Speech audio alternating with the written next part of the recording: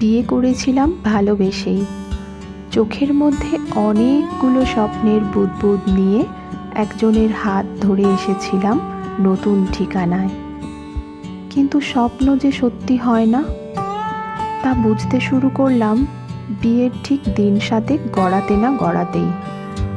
অষ্টমঙ্গলাতে যাবার আগের দিন শাশুড়ি বললেন, শোনো বৌমা, যাচ্ছ যাও, কিন্তু থাকাথাকি চলবে না, আজই ফিরে আসবে কিন্তু।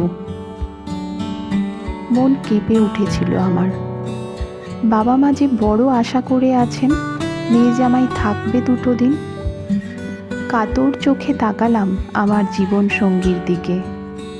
মৃদু প্রতিবাদ করতে গেলেন তিনি, কিন্তু শ্বশুরমশাই বললেন, এখন থেকেই বউয়ের কথায় উঠবোস শুরু করো না খোকন। মনে রেখো, বউ হারালে বউ পাওয়া যায়, কিন্তু মা হারালে মা পাওয়া যায় না। মনটা বিষাদ হয়ে গেল আমার নিমেষেই।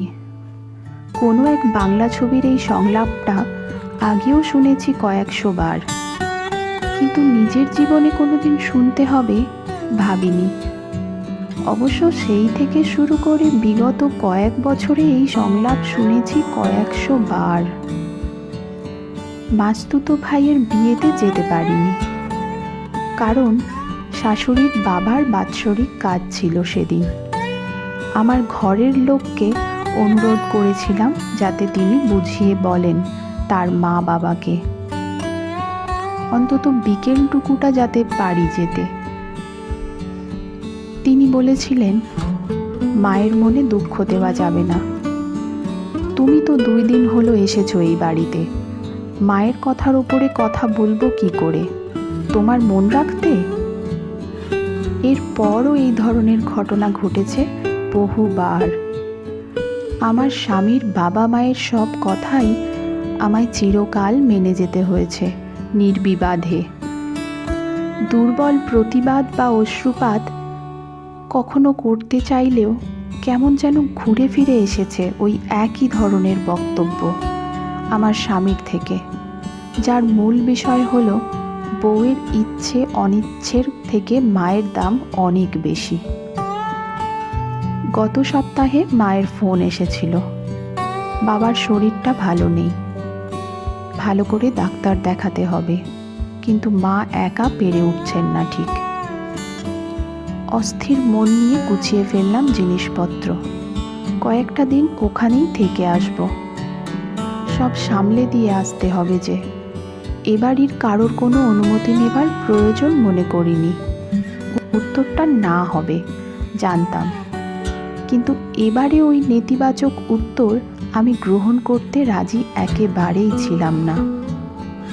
বাক্স প্যাটরা গুছিয়ে যখন বেরোচ্ছি, শাশুড়ি কড়া গলায় ছুড়ে দিলেন প্রশ্নটা, এ কি বৌমা, কোথায় চললে তল্পি তল্পা নিয়ে?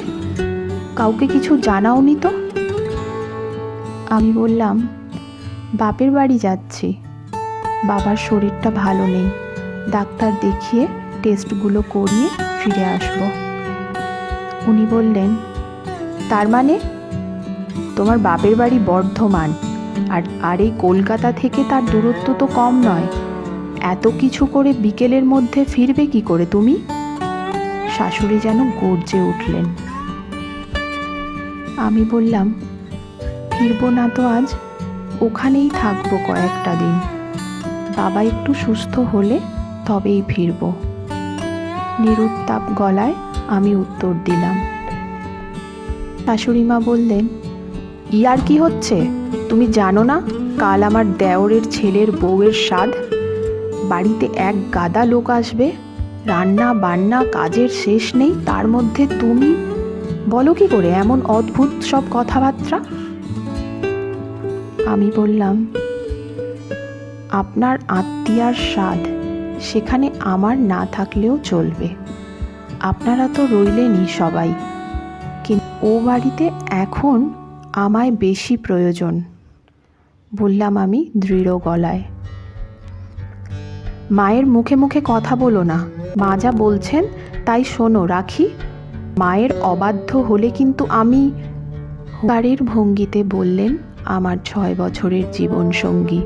মায়ের বাধ্য ছেলে। কি করবে, তাড়িয়ে দেবে আমায়?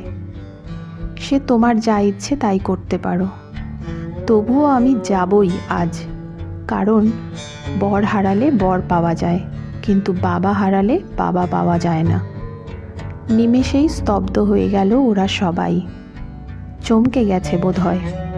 চিরটা কাল দুর্বল গলায় কথা বলা মেয়েটি যে আজ ঠিক ওদের ভাষাতেই জবাব দিতে পারে, সেটা বোধহয় ভুল করেও কেউ কোনোদিন কল্পনাও করতে পারেনি। আমি আর কথা না বাড়িয়ে বেরিয়ে পড়লাম বাড়ি থেকে। বউ হারালে বউ পাওয়া যায়, কিন্তু মা হারালে মা পাওয়া যায় না। আমার স্বামীর এই জাতীয় ভাবনাটার সঠিক উত্তর দিতে পারলাম আজ। নিজেকে ভীষণ ভারমুক্ত লাগছে আজ। গত 6 বছরে কোনো দিন নিজেকে এত ভারমুক্ত লাগেনি। গল্পের নাম একটা মেয়ের এলোমেলো কথা। কলমে পল্লবী সেনগুপ্ত। ভুল ত্রুটি ক্ষমা করবেন। এত সুন্দর চিন্তা ভাবনার একটা লেখা পড়তে পেরে আমি সত্যিই আপ্লুত। অনেক অনেক ধন্যবাদ পল্লবী সেনগুপ্তকে।